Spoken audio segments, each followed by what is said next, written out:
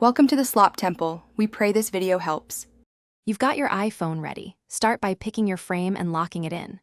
Open camera and choose photo or video, then set exposure and focus by tapping and dragging to lock. Turn on grid to follow composition rules. Once done, choose 4, 5 for portraits or 16, 9 for wider shots. Use the rear camera for best quality. You'll avoid flipping later and capture cleaner footage.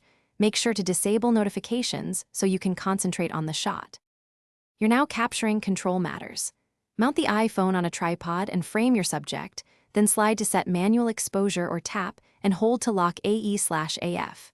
Use the native camera app or a simple app for manual shutter, ISO, and white balance if you need precise control. Once locked, move only the subject, not the phone, to maintain consistent exposure.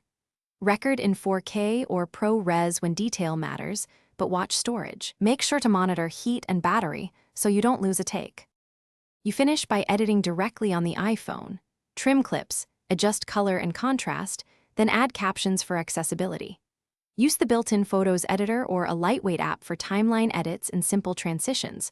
Once done, export at the platform's recommended resolution and file size settings. Upload with a compelling thumbnail and optimized caption.